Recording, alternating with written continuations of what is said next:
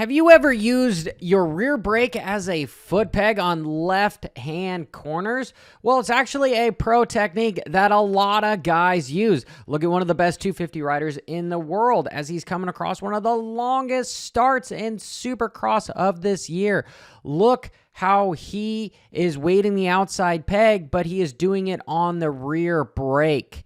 Look at that. That is clear that he has his foot on that rear brake. And it is the foot peg. And watch, until he starts to pivot and accelerate, he'll then get off of it. Boom, right there. But all the way pretty much midpoint through the corner, he was on the rear brake. Look at that handy dandy iPhone coverage from the top floor, row 400 and something. So we have Cooper Webb on the inside here. He's the only rider that I ever saw attempt this. This is actually how he made the pass on Jason Anderson, and it was eventually something that he tried to do to get back around Justin Barcia, but it ended up going sour because he got into a battle with Jason Anderson. Jason Anderson stuffed him, and Barcia got around. But I digress. The move itself was pretty extraordinary because watch, as he's going from the inside, most of the riders are going wide to triple on and cut back to the inside, where Cooper Webb actually does it from about half as far as the rest of the field. Look at how far Barcia's going out to do it behind him. Look at Jason Anderson, how far out he is. Look at Ken Roczen, how far out he is. And then you've got Cooper Webb coming up the inside and still decides to get that bike straight up and down and seat bounce the hell out of it to jump on. This last lap pass of Chase Sexton during race 2 to get on the podium to Ken Roczen was actually caused by pretty much a half a lap ago. It was set up down the start straight, and I'll show you via my footage. You can see Ken Roczen and Chase Sexton right here. Watch how deep Chase goes into the first corner, where Kenny brakes and Chase Sexton just nails it in. Look right here.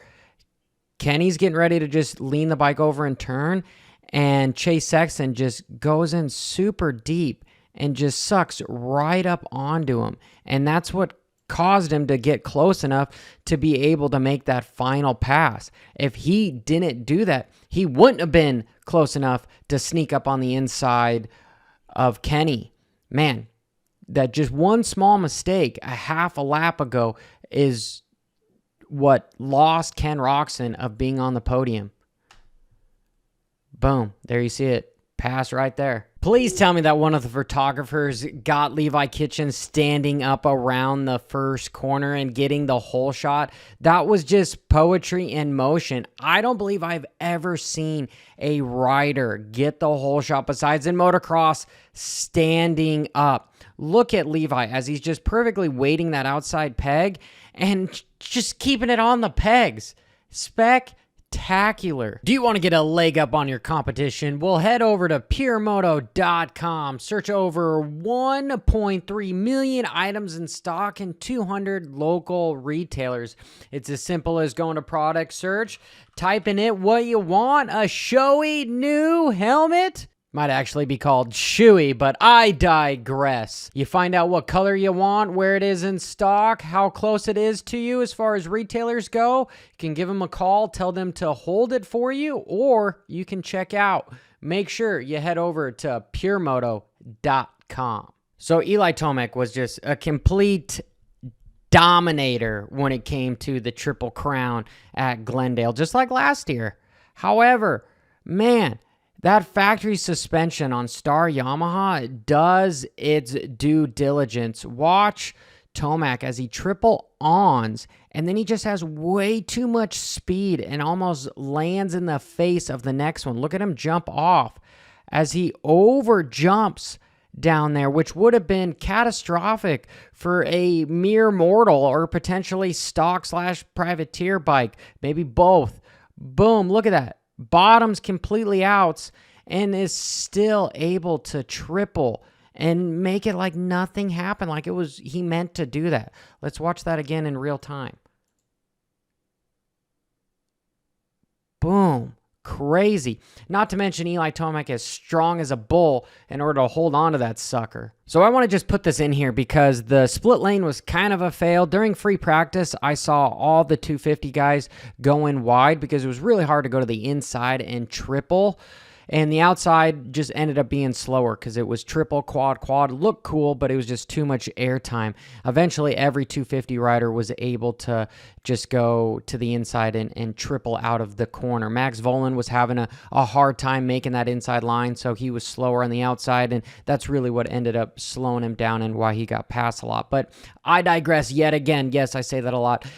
You've got RJ and Levi pushing each other around, so they're not able to do the typical line of tripling. And this was a perfect example of what rarely happened at Glendale in the split lane because everyone was just pretty much doing the same line. But here, you can really see the difference. They both go double. Then Levi on the outside, he's got another double. You could see some riders, they would triple, but Kitchen decided to double. And you've got RJ, he decides to step over. Then they both decide to triple, where RJ's doing a triple and Levi is tripling on and then off. And then he's just got a single where RJ has a double. But that was really the only other rhythm that you ever saw during the split lane.